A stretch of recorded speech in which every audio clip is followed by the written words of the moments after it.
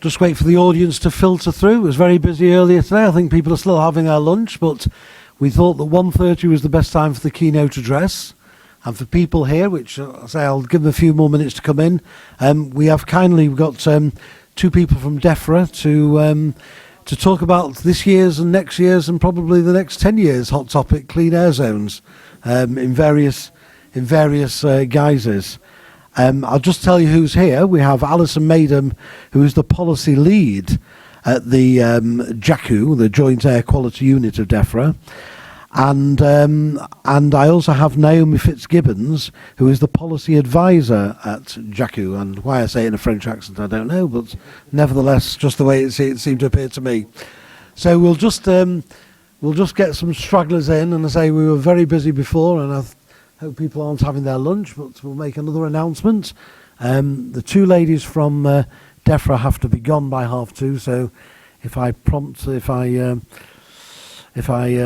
along, I'm sure they'll be happy about that at some point. But let's get to the meat of the argument and the meat of the subject. Do we want to announce it one more time before we start? Okay, good to go. Yeah. Okay, we'll start in a couple of minutes. Oh, it's almost like Simon Says now, isn't it, Alison? I'm so sorry.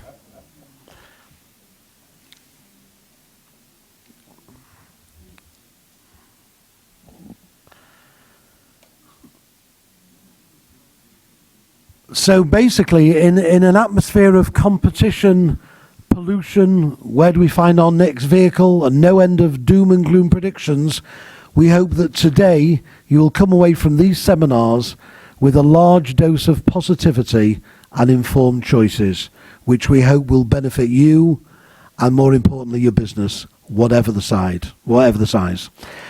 You know that one of our key mantras is knowledge is key. And therefore, today we have managed to secure the participation of DEFRA on today, and next year's hot topic, clean air zones. I'll introduce the two ladies on stage now. I'll just give them a brief synopsis of who they are, and then we'll open questions up later. We have Alison Madam, who is the policy lead at DEFRA, the JACU, the Joint Air Quality Unit. Alison heads a team who introduced legislation to help create a database of taxis and private hire vehicles to support the digital infrastructure needed to run charging clean air zones.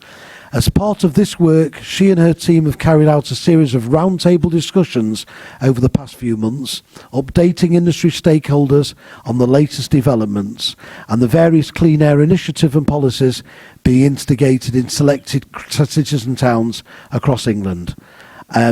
And we also have, Alison, if you want to come up, we also have Naomi Fitzgibbons, who is the policy advisor at JACU of the Department of DEFRA. Naomi's area of responsibility is communication, and it is her fervent belief that with more licensing authorities, especially those in line for the next implementation of the clean air policies and possible clean air charging, we need to take more of a lead in advising taxi and private hire licence holders in their districts of the timetable, possible change of vehicle, and possible clean air zones. Alison, Naomi, I'll get you a. Do you want to come? Yes, with the greatest pleasure. Is that all right? I'll take mine. Sorry, it's just easier. Ooh, are they on? Yeah, they are on. Okay. Oh, right. Okay. It's off-putting having both of them here. So, hello everybody. Good to be here today. As you've kindly introduced me, my name's Alison. I work with Naomi in a joint air quality unit, and that combines staff from DEFRA, but also from the Department for Transport as well. I'm happy to have my colleagues Thomas and Paul here as well, who you have met and been introduced to maybe earlier today. And when we get onto the Q&A session, may be able to help me out if there's some technical tackle questions that might be more on their side. So thanks, guys, for being here as well. So Naomi and I are just going to do a bit of a double act, probably 10, 15 minutes at the most, and then it's your chance then to ask us some questions, because I think that'll probably work better rather than us standing here for half an hour just talking to you. So we'll give you a bit of information about charging clean air zones, kind of what they are, why they exist, what they mean for the taxi and PHV sector, the support that's out there for you and local authorities, and then communicating and working with the sector and local authorities. So about a sort of 10-minute overview of that, and then very happy then to pick up any of your questions and concerns and information you might want to know. And as part of that also, I'll tell you, as mentioned in the introduction, about the Central Taxi and PHV database, which we're creating at the moment to help support the charging clean air zones, and which primarily was the reason that brought me into contact with the sector and the round tables that we've had. And I recognise a few faces, including Ian and everybody who kindly have come to our round tables and had the great conversation with us, and Donna as well. So it's really lovely that I'm able to carry on with that now and come out and meet you all today. So, as I'm sure you will be aware of, air pollution has been a lot in the press. Everybody talks a lot about it. It's actually the top environmental risk to human health, and the fourth greatest threat to public health after cancer, heart disease and obesity. And I'm sure everybody here and in the expo today really is alive to that and wants to do their bit for air quality. It can affect certain sectors of society, particularly vulnerable groups such as the elderly, children and those with pre-existing health conditions. And just to quote you some statistics, Public Health England estimates between 28 to 36,000 deaths a year due to long-term exposure to air pollution. So something really that we do have to take very seriously. And certainly DEFRA and DFT and the government as a whole really does want to tackle air pollution. And one of the ways they've done this is over the last couple of years publishing plans for tackling nitrogen dioxide and what we particularly call nitrogen dioxide roadside emissions. So those are the NO2 levels, emissions that are coming from vehicles of all types, whether they're lorries or taxis or private vehicles or minibuses or something like that. And it's the only statutory air quality limit, this NO2 level, which actually the UK is failing to meet at the moment. So the plan that's been published sets out those areas and local authorities in England which are predicted to exceed these NO2 limits in the next few years, and therefore requires them, the local authorities, to draw up a plan as to how they will go about and bring down these limits. And the key thing is in the shortest possible time. We want this to happen as quickly as possible. Now, this isn't all local authorities. We're not asking 300 and whatever authorities in England and Wales. We've identified that there are around 37 that we've been asked to draw up a plan. And so exceedance of NO2 levels are monitored with bits of equipment called continuous analyzers and other things that I don't necessarily know a lot about, but our science team do. And what they can do, and NO2 levels that are recorded and where they're exceeded actually can be due to a number of factors, not just geographical location, but maybe to the types of vehicles driving along that stretch of road, the composition, what we say, of the fleet that are going along there, often the speed at which they're travelling, because the speed can determine the NO2 emissions that are coming out, and also the geography of the land, and very specifically on a particular stretch of road, if there are lots of tall buildings either side of it, what we call canyoning effect, and therefore the emissions aren't able to disperse into the air as quickly as some places. So you might say, well, why does that particular stretch court and have to do a plan, whereas this isn't? There's absolutely a number of factors that are taken into account when we carry out the modelling and come up with that NO2 limit. So what is a clean air zone? Well, that's defined as an area where a range of targeted action can be taken to improve air quality. And it can involve a single road, or it can be much wider and involve part of a city or city centre. And this can include an area where vehicles are charged or fined for entering if they don't meet certain minimum emission standards. And these minimum emission standards are set out in what we call the Clean Air Zone Framework, which we issued a couple of years ago. You may well hopefully be familiar with those levels, and they're generally Euro 4 for petrol vehicles and Euro 6 for diesel vehicles. But local authorities that are bringing in clean air zones, those are the minimum, and if they make their case and can justify it on their modelling, they can actually go, if you like, sort of stricter limits than those. So the government plan, when we published it, said that if local authorities introduced,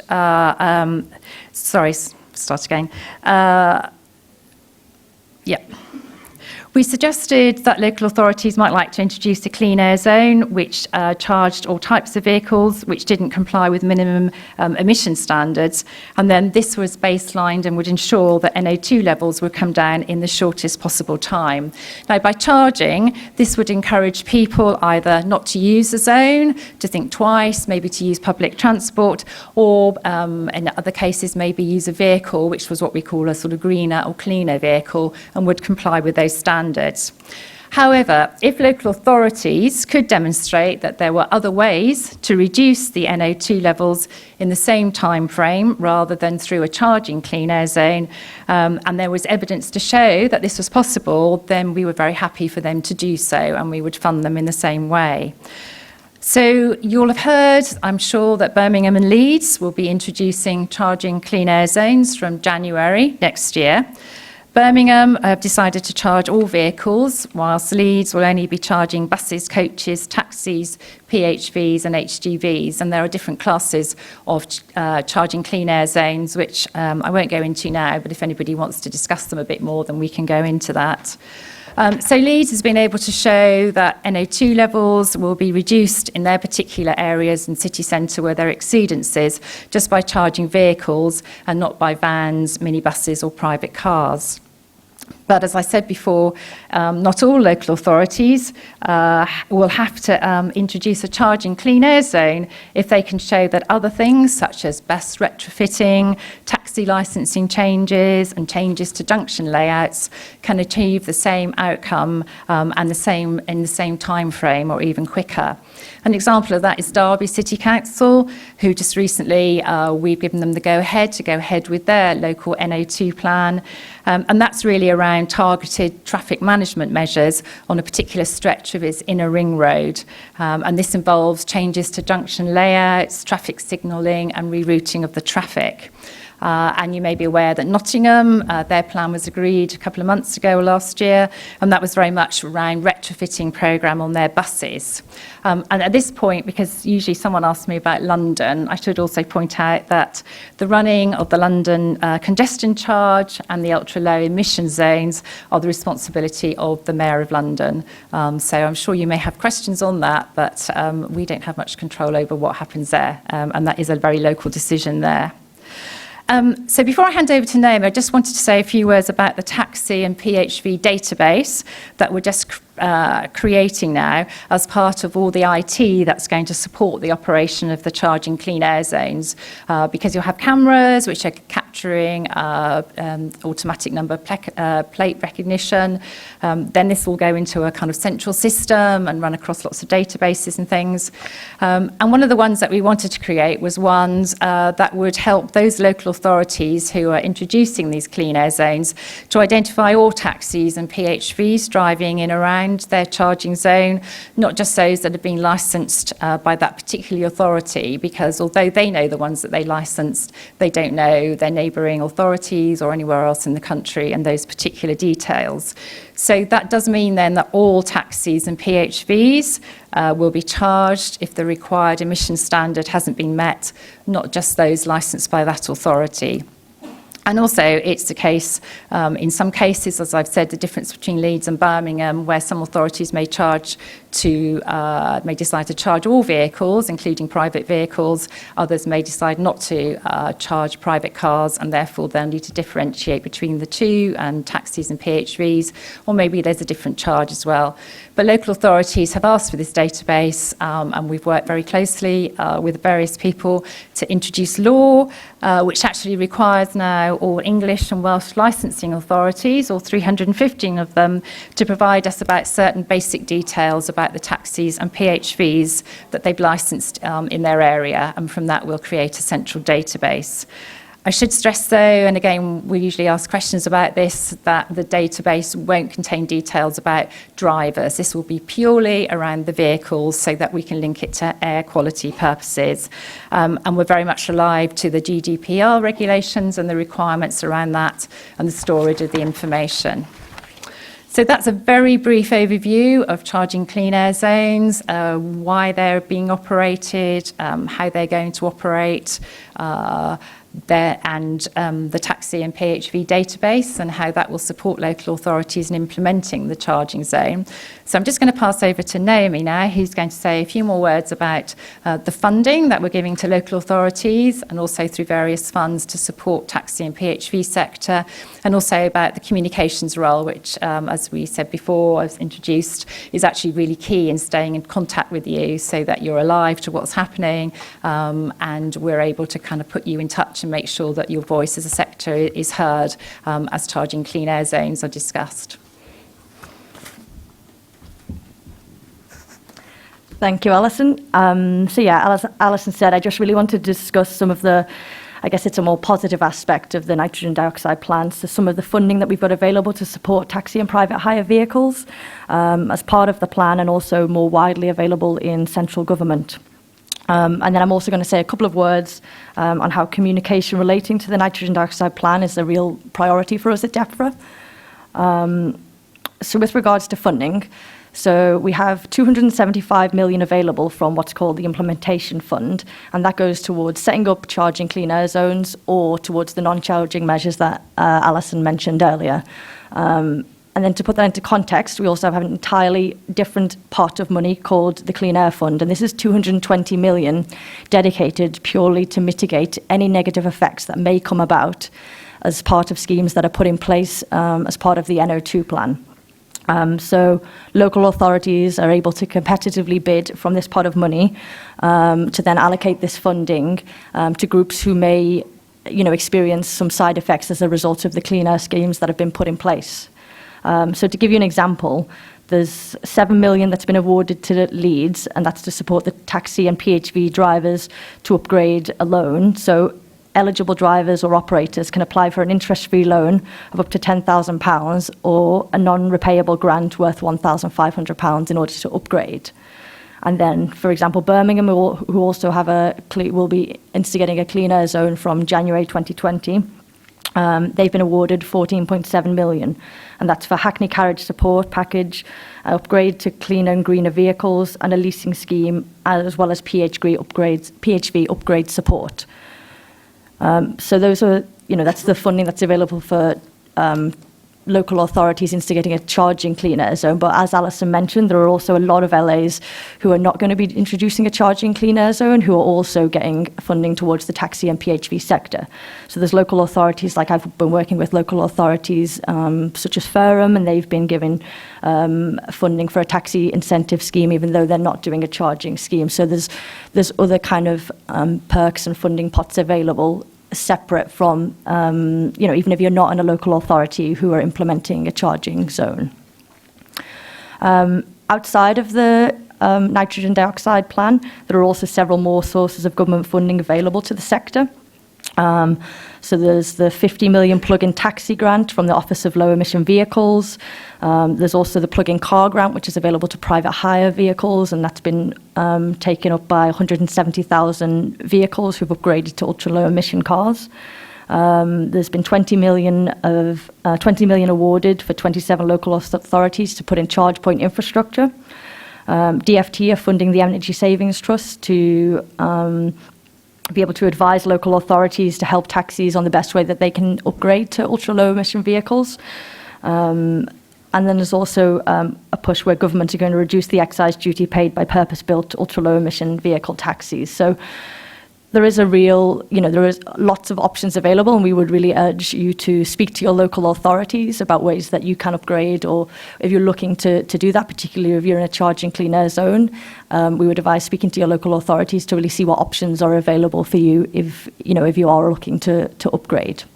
So another critical way that we're hoping to support the taxi and PHV sector is by communicating with the industry to make you aware of the purposes of the clean air zones and also of the funding available. So government's creating and launching in the next couple of months a nationwide comms campaign, and this will be as well as the kind of localised communications campaigns that are happening in every local area. And then since last year, as Alison mentioned, we've been working really closely, holding roundtable meetings with key industry stakeholders where we've, have been really interesting. We've really enjoyed getting input and hearing concerns from the taxi industry. That's definitely been eye-opening and has really helped us understand the needs and given the sector a real voice. We've also published articles in trade publications such as Private Hire and Taxi Monthly. And also events like these are really invaluable for us to give us a chance to really get the message out there about clean air zones. Because as Alison said, I think there's a lot of things in the media that might not be entirely true. So I guess we're really grateful to be given the opportunity to really come here and tell you, what's coming on from the point of view of DEFRA and from central government. So to summarise, we just really want to work with the industry in order to reduce air pollution, make our air safer to breathe while minimising and providing support as we do so and we go forward and introduce these clean air zone plans. Thank you. Thank you. I also just wanted to quickly mention, so some of we're working with some contractors called Informed Solutions. So we've got a couple of colleagues here from Informed, and they'll be developing the payment system. And they're really interested in hearing from drivers who would be interested in kind of testing the prototype of the payment system to see how they find it to use. So I guess drivers from anywhere, but particularly if there are any here from Birmingham or Leeds, they'd be really interested in getting contact details. So you can come and speak to us at the end if you'd be happy to kind of give your details and be willing to kind of test the payment system prototype. That would be really useful. Thank you. Okay, we have some prepared questions for Naomi and Alison. You can't go out scot-free. But before I do that, from the audience, yes, we have a gentleman there who wants to ask a question of... we have two, okay. Oh, 4, 5. We might not have time for your prepared questions. Okay. It's working? Yeah. I appreciate you coming here to face the music, as it were, because I'm sure you're going to get a lot of hostile questions.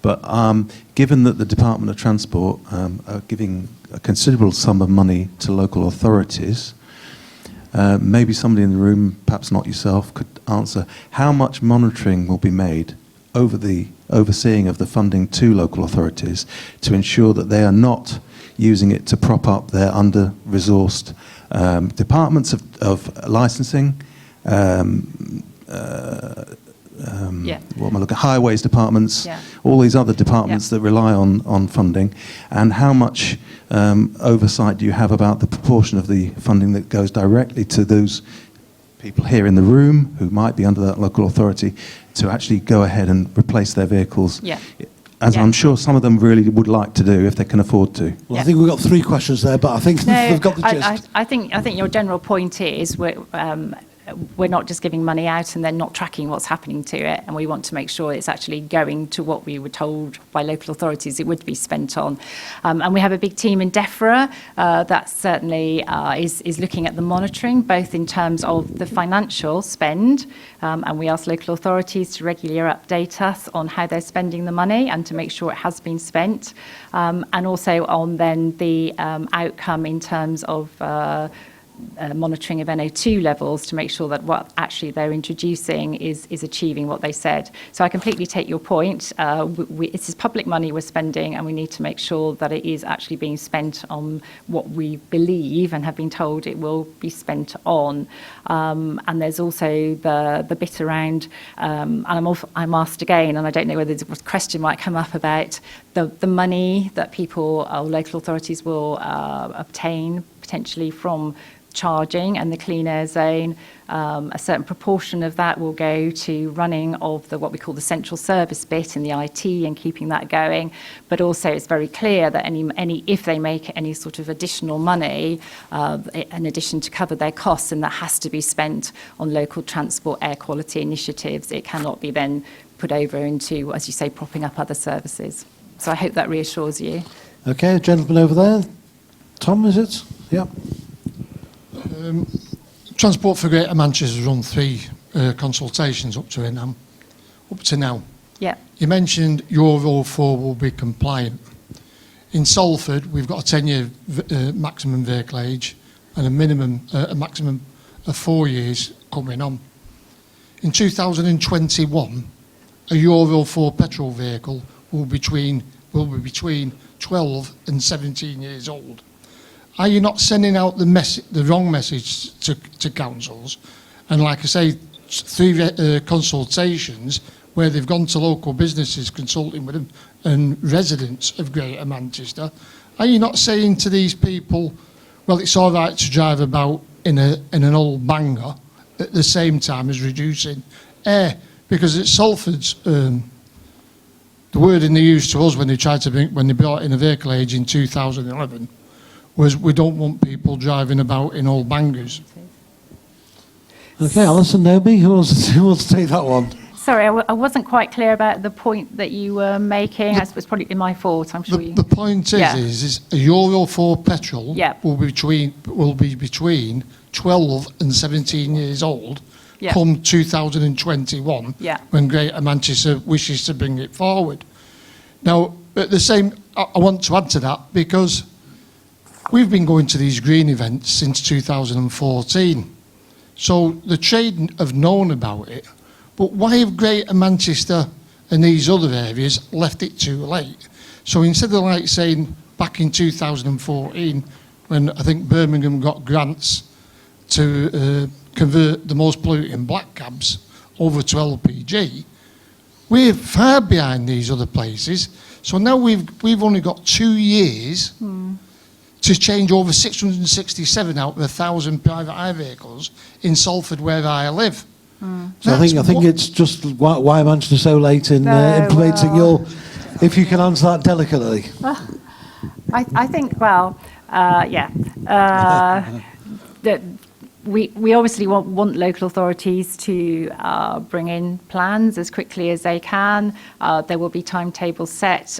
Some authorities have been more eager than others to work with us and bring forward that time frame. But certainly colleagues are working very closely with Greater Manchester. If there is some impact on particularly the taxi sector in that you feel the time has been squeezed and the opportunity to change your vehicles, then I'm sure, as you are, please do make your views known in the consultation. And I know the kind of informal consultation that they've got out at the moment. And I'm sure that they will be putting in as part of their bids and plans of the Clean Air Fund to make sure that there is provision for those affected by it. And it sounds as though the point you're making is obviously well made, and I understand that. So do, and that's through your organisations and others, do make those representations to the local authority about the situation you'll find yourself in. And certainly within DEFRA, we're very open to the bids that everybody will be making to, as Naomi said, the impact that specific local plans have on specific sectors and how we can mitigate for that. So have DEFRA got absolute power or just merely suggestions to the local authorities to implement your dictates? So we have power in the sense that we have issued ministerial directions that require local authorities to produce their plans to certain deadlines. But we very much believe that it's for local authorities to know their local area and to provide us with the robust evidence for what the options and measures that they're suggesting at the end of the day. Okay. I think the gentleman was over here.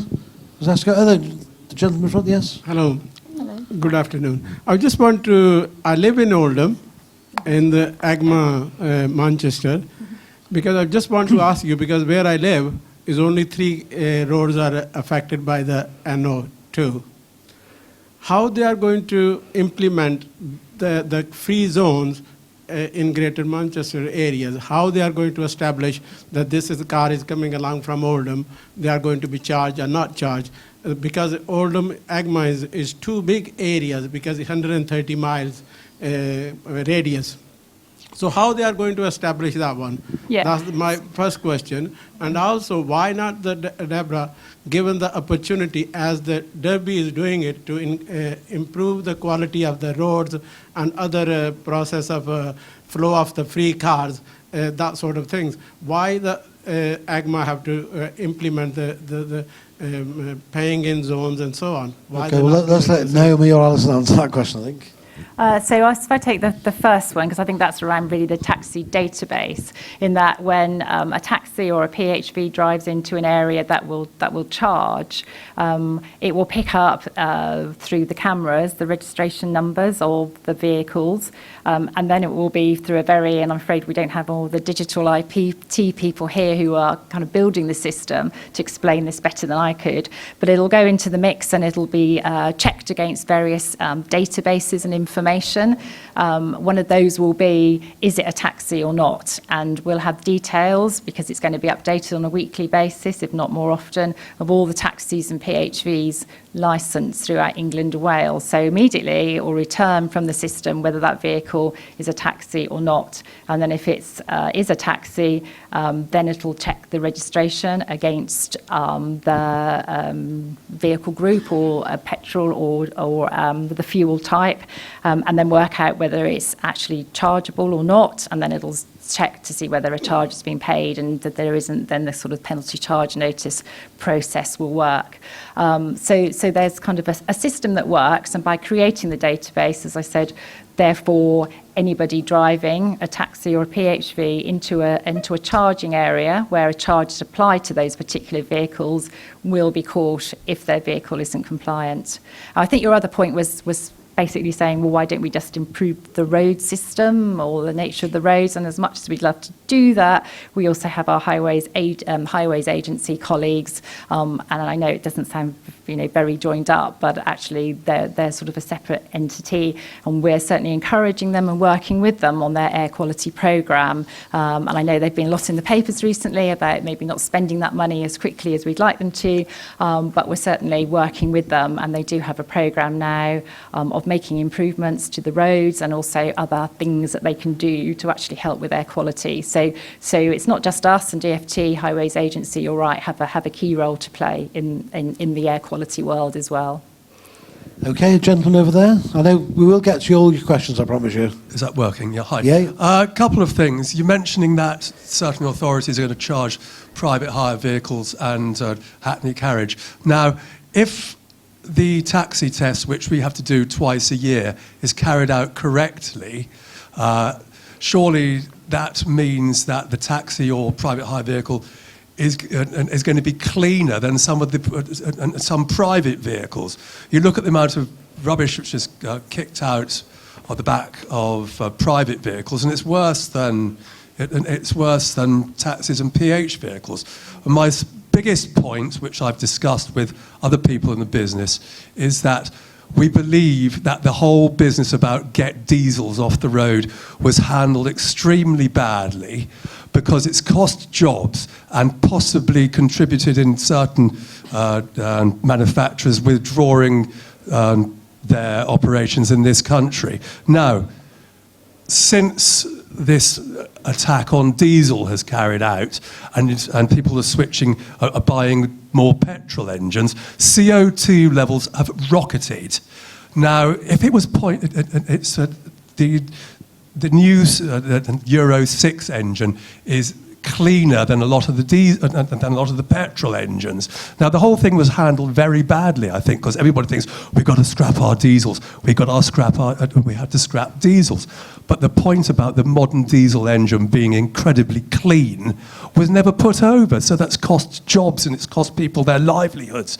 It's been handled extremely badly. I know you guys aren't responsible for that. No. Well, let's answer this. But really, So I think, it's been done very badly. Anyway, I rest my case. Sorry, one So- second, so I think- Alison. Vinny, is your question related to that? Then, Vinny, do you want to ask that at the same time? Sorry, I'm losing This the is track Vinny of all from Voyager MPV. Hi. I will come to you, gentlemen, I promise you. Hi. A follow-on to that, really. I agree completely with what that chap's saying about it's been handled very badly. And the demise of the diesel engine and the government effectively pushing people into electric vehicles.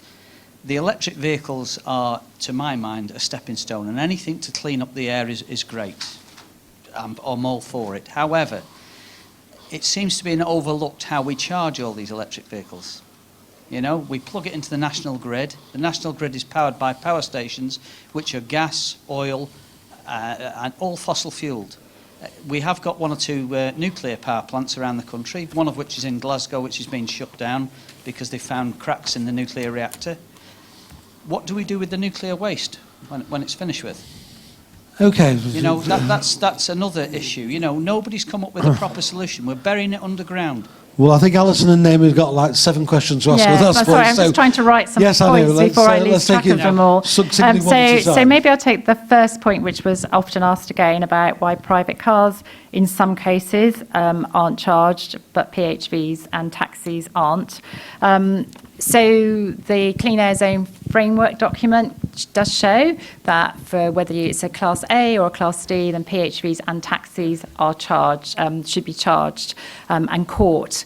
And that is based on modelling that has been carried out by people to show actually taxis and PHVs make quite a lot of journeys. By sort of working with this sector, then it's quite easy or easier maybe to make changes more quickly than individual private car journeys, as taxis and PHVs are collectively making quite a lot of journeys into various areas.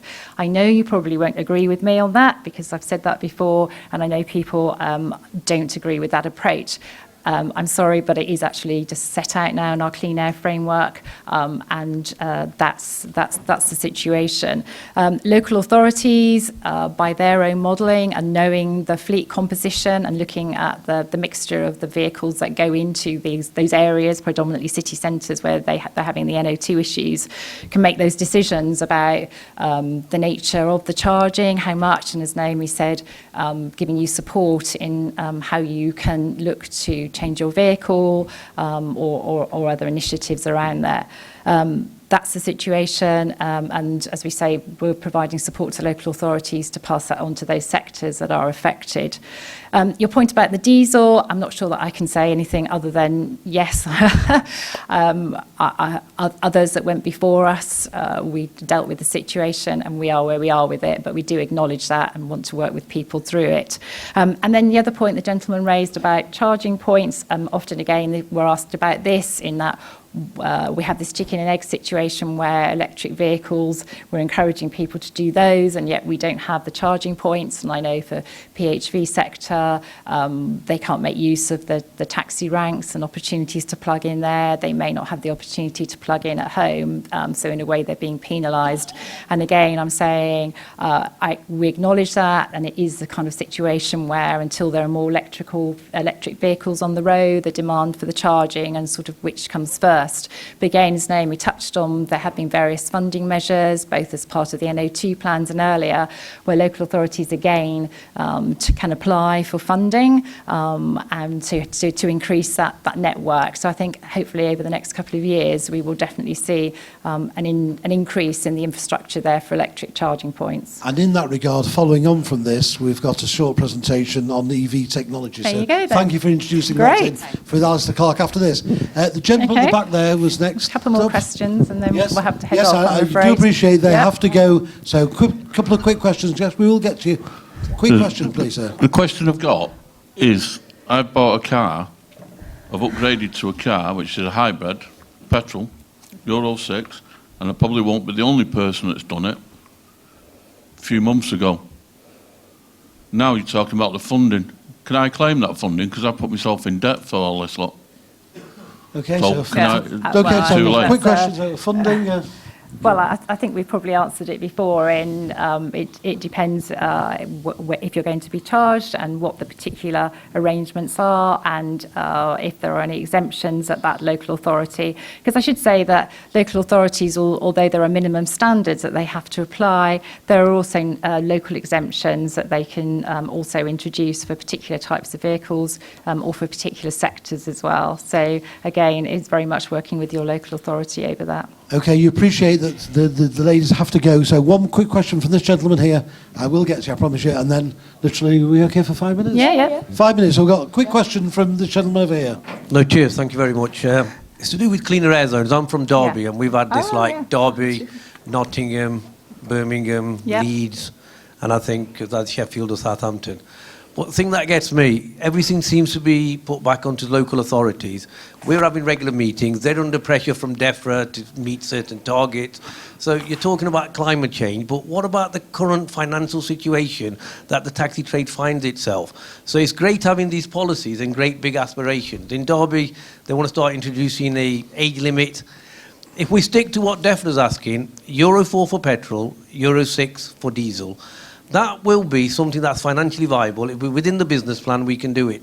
But the way the taxi trade is being railroaded now, along with the bus companies Okay, well, I and think the we're getting haulage beyond the vehicles, question into sort but of... the question thing. is, So- should the government or DEFRA not take a bit more responsibility in rather than leaving it to the local authorities? Because I personally feel Derby is being rushed into something, and with the austerity measures, the officers are disappearing. Okay, so we haven't got let the expertise. the ladies answer So that can the question. government not take a bit more responsibility Okay, rather than just so- leave it to the local I authority? think Because I've got no that, confidence in them. yeah, I mean, we're often, as you may be aware, we've been forced by, sort of certainly challenged by Client Earth that we need to do more. So, which is why we produced several plans.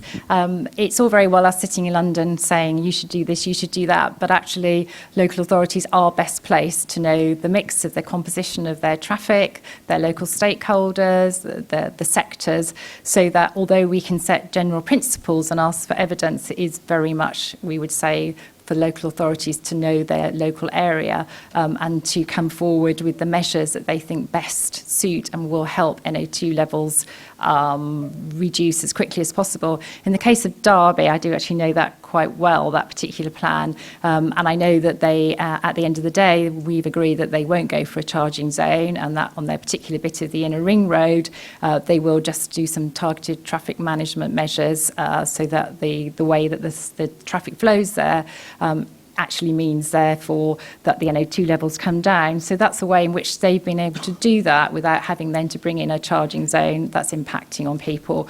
But we do really think as a government that it is for local authorities on the ground to know how best that their initiatives and to get the evidence and to certainly, we're all working on the same goal to bring NO2 levels down in the shortest possible time. Okay, and lastly, I've got the gentleman in the plaid shirts here, because I did promise him he'd get his question in. Quick question, and then the ladies have got to go.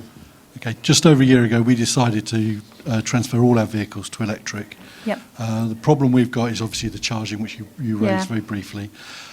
We've been going round in circles with our local authority who will not put in any electric charging. They just will not, because they say there's a cost on the taxpayer, and the taxpayer shouldn't bear that cost, even though we've offered to fund it. They Okay. still won't do it. So who should we get them to approach at DEFRA to get some of this funding that you say is available for them?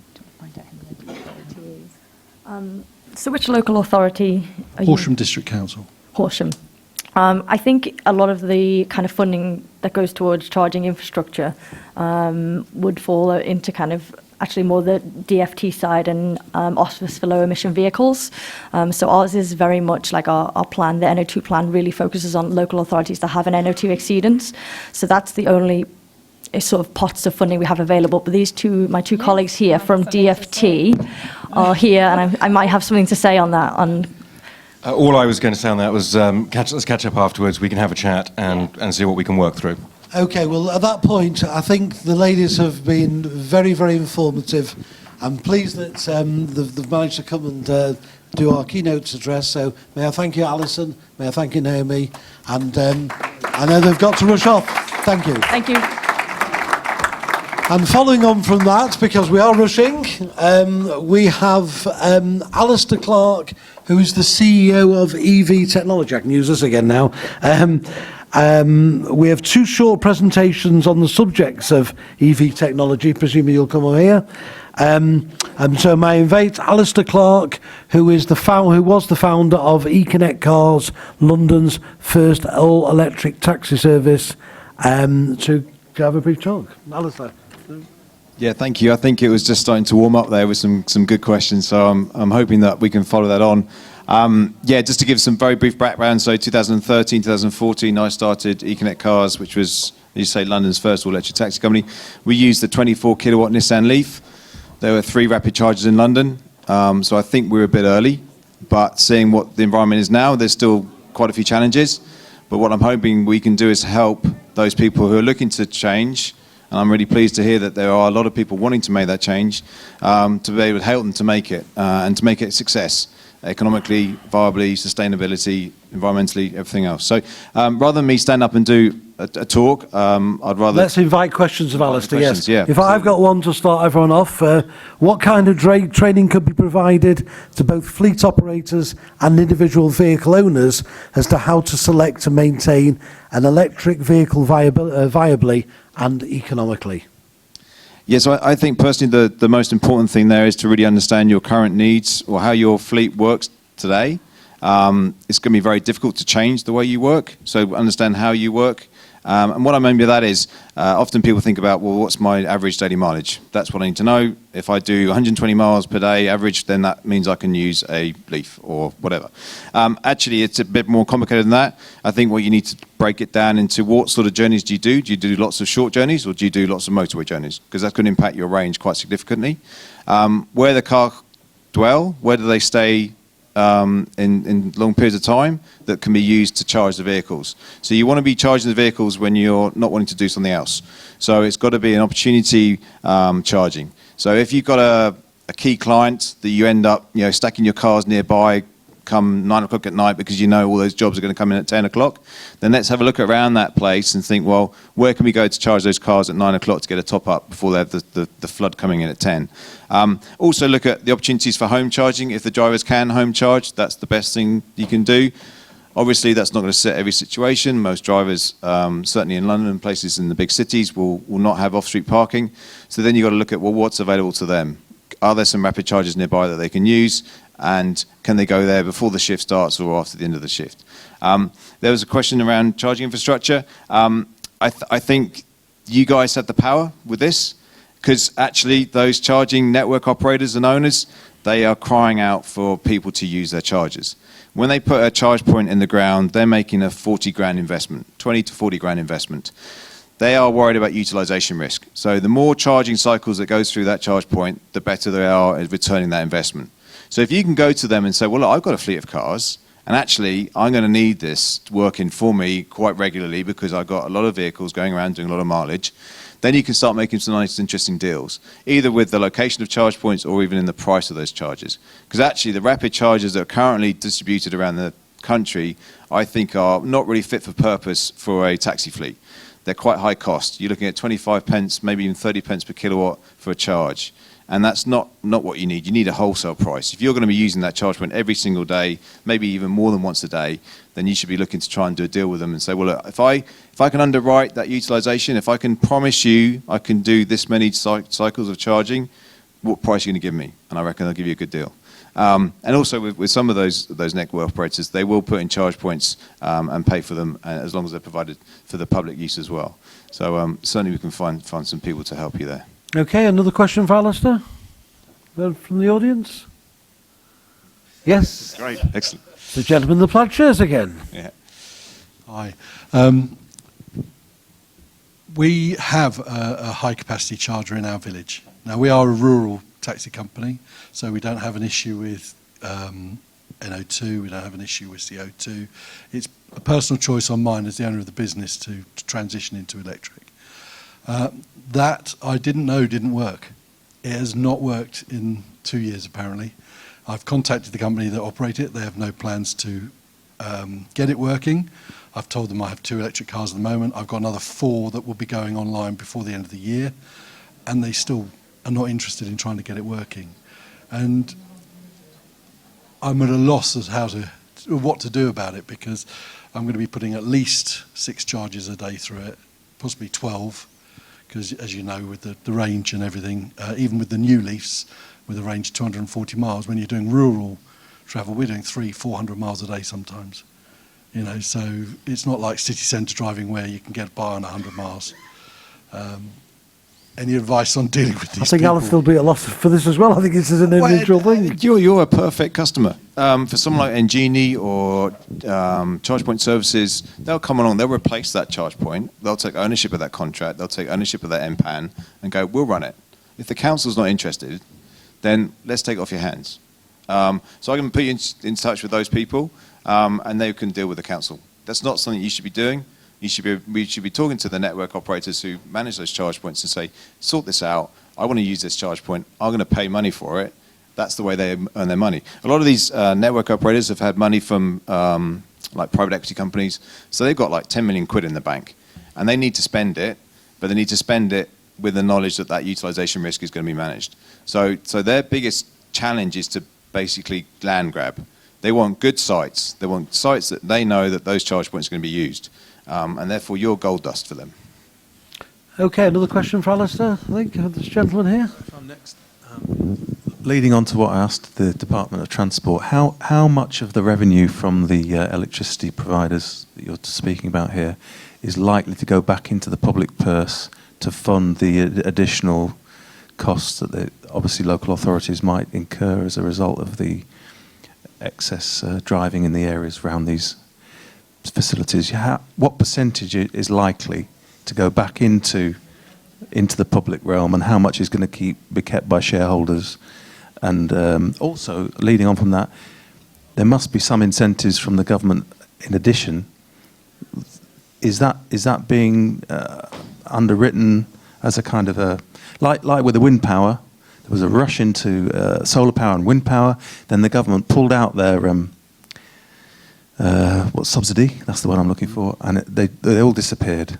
So is it just some way of generating income for these investment companies, or is it a genuine long-term policy which they're going to stick with, like these Engenies and these other companies? Are they here to stay? That's what I'm asking, really. Yeah, I think they are here to stay. I think the number of electric vehicles that are coming onto the roads means that these companies are making some really good strides. There was a company called ChargeMaster, which was one of the first to build a network. That got sold to BP for 140 million. So that guy made 140 million by setting up a charge point network. So the likes of BP and Shell are coming into this market now, and they don't play for less than a few hundred million. So whilst they're very much used to going out and drilling oil wells and gas wells, etc., and putting a lot of money into this, they're seeing this as the future. So these guys are in it for the long term. So I don't think you're going to see them run away. And what you're also seeing is they envisioned their old petrol stations becoming less and less used. So what are they going to do? And actually, rapid chargers are perfect for them because the dwell time of someone sitting waiting for their car to charge, which might be only 15, 20 minutes, means they're going to be spending 15, 20 minutes in their shop thinking about, oh, yeah, I'm just going to get some milk, or I need to get... So there's lots of that sort of so when business. the big boys are entering the arena, things will be chastened up very quickly. Absolutely. And what's interesting, you got other new players like Fastnet and GridServe who are looking to build hubs of rapid chargers.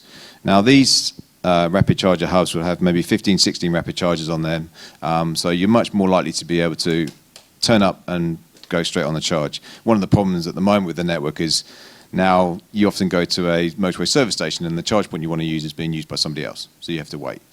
Whereas these hubs are especially designed to have multiple charge points and therefore less and less of an issue around waiting for somebody else. But they also act as a flexibility on the grid.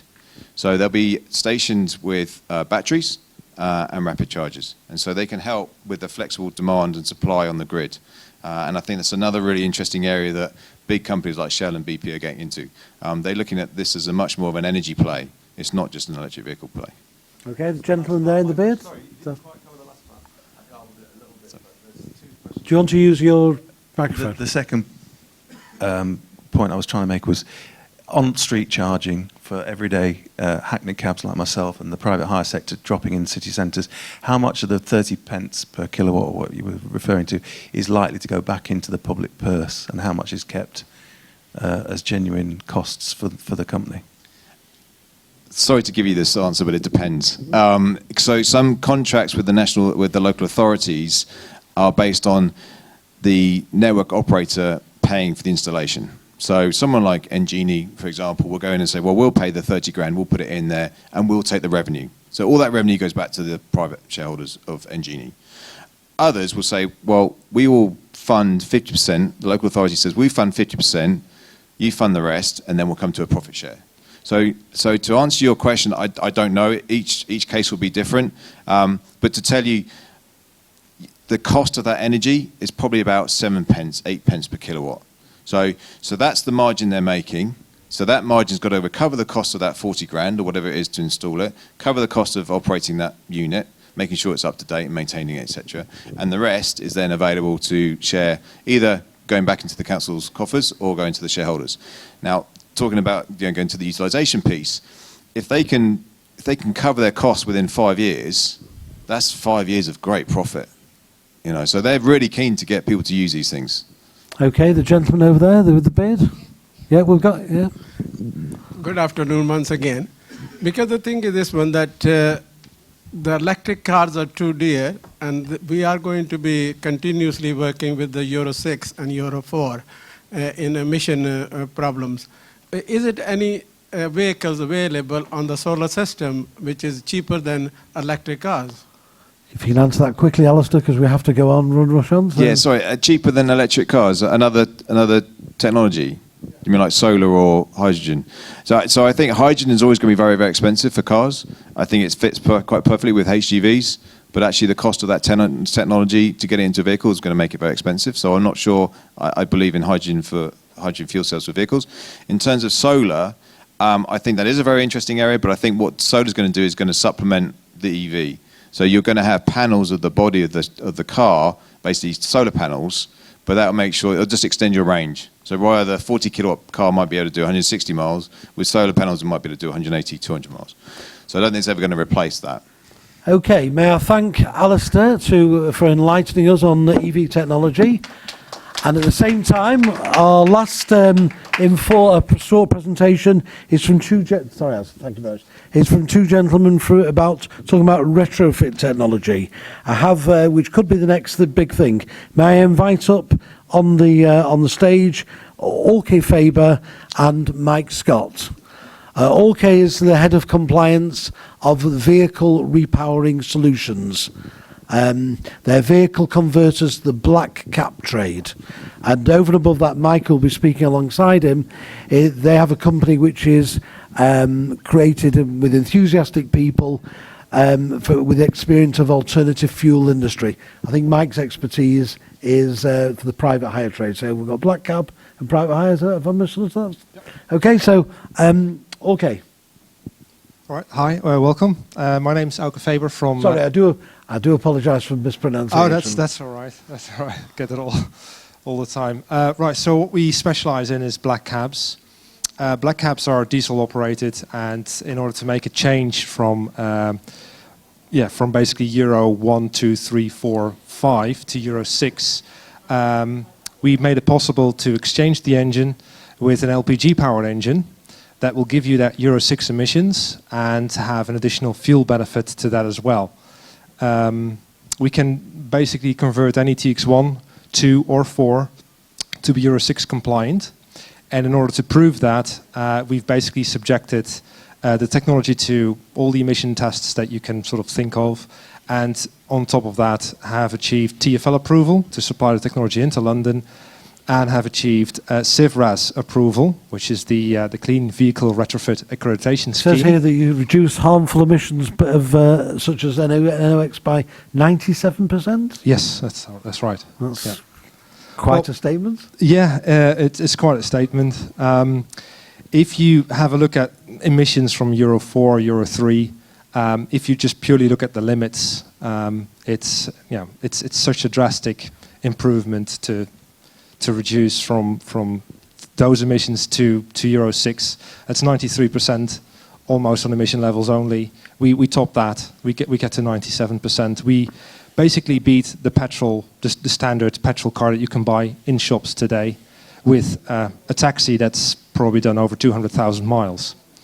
When we get into an emission lab, for example, like Millbrook, Myra, or even Bath University, they are surprised to see a working operating cab get into the lab, being driven instead of on a trailer, do the emission test, achieve Euro 6 results, and just drive out of there. And they're just surprised that we were able to do that. So yeah, we're quite happy to present that. Has anyone got a question for Elke? Is it possible, can you give us the address and the telephone so we can contact you here? Is it possible, can you give me the numbers and your name time, and we can continue. Well, if that's we need. okay. Well, that can be Yeah, sure. Covered, We've very got a easily. taxi here on the autogas stand. on the autogas stand. Where you can look at it. Okay, Mike, do you want to take it off at this point? Yeah, hi. My name is Mike Scott. I've been involved in LPG for probably the best part of 10 years. LPG, in my mind, is probably the way to go for taxis in the near future. Electric is probably, over a long period of time, is probably very good. But LPG, because it's a retrofit system, it means it can be fitted to virtually any vehicle out there. It's very, very clean. Like Arku says, it is also 90% cleaner. And the systems work extremely well. They've come in their infancy, the very early days in the year 2000 when they came into fruition. They were not very good, but nowadays these systems are so good now. They're indistinguishable between whether you've got it on petrol, you've got it on LPG. But the beauty of it is the system runs so much cleaner. It's better for the engines. You don't have to service the vehicle as much. So consequently, you're not using more oil. So you're extending your servicing. It's better for the engine because it's cleaner. It doesn't destroy the oil, which in turn doesn't destroy the engine. So LPG as a fuel source can be bought from most, a lot of petrol stations now. You can retrofit tanks in your own. If you've got a big enough taxi dealership, you can put a tank in the yard. You can buy LPG in a wholesale basis. So LPG as a fuel is very, very clean and very accessible to taxi drivers, especially with Euro 4, because it turns a Euro 4, which is quite a dirty car, into a very, very clean car. Contrary to what a lot of people out there will probably have heard or have had people come to you, oh, we've had LPG, it ruins our engine, it destroys it. That is not the case nowadays. Buy decent systems, put decent systems on there, they are very, very good. And in my mind, LPG is the way to go. Okay, a question? Any question? Yeah, Donna, the question for Mike? Yes, I know. Use your microphone. Hello? Yes? Is it working now? Right. For both of you, what is the bottom line? So for black cab conversion and for private hire or saloon conversion? Donna, speak into the microphone. Yeah, for either type of vehicle, what is the cost? Right. So for a black cab, being a diesel engine, we replaced the full engine. So there's quite a significant cost into changing your vehicle over to become Euro 6 compliant. For a normal TX4, which is basically taxis after 2007, the cost would be about £12,000, 12.5. The interesting part about the spend is that on fuel, you'll actually save between 25 and 30%. So if an average driver does about 25,000 miles a year, it actually pays for itself in 4 to 5 years. The experience of driving the LPG-powered taxi is also quite different. Not only is your working environment quieter, vibration-free, a much nicer place to work in, it's a brand new engine, it's a petrol engine, therefore you'll also save on maintenance during those years that you basically make a return on investment. So it's an initial investment, but it pays for itself. And Mike? Yeah, similar thing with our conversions. I mean, ours are retrofitted systems. You're looking at an average cost of about £2,000 plus VAT to fit a system to a vehicle.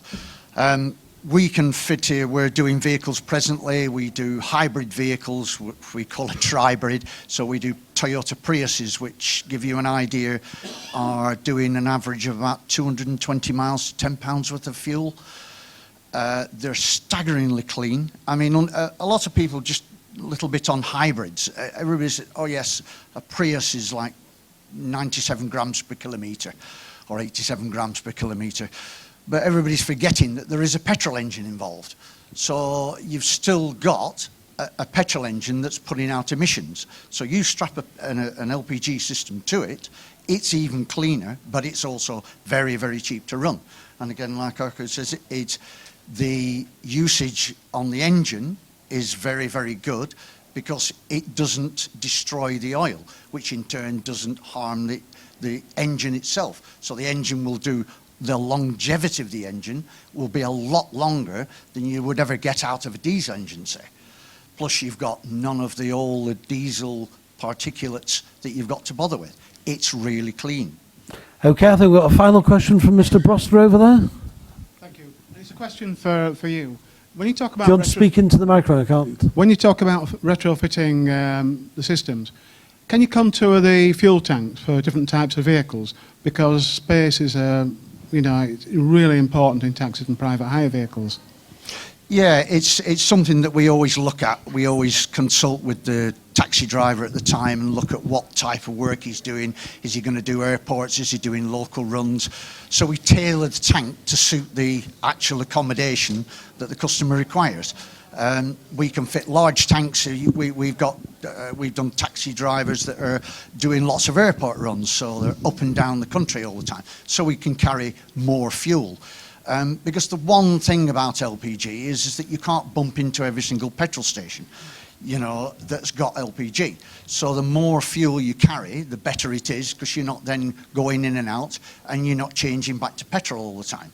So you want to try and keep it on LPG as long as possible. So yeah, we can tailor a gas tank to suit whatever your requirements are. Okay, thank you, ladies and gentlemen. That concludes our short presentations. The last part of, yes, please, round of applause for Alki and Mike. Our last part of today is the Q&A forum, which will be in about, let's say, 3 o'clock. Okay? Thank you very much for your time.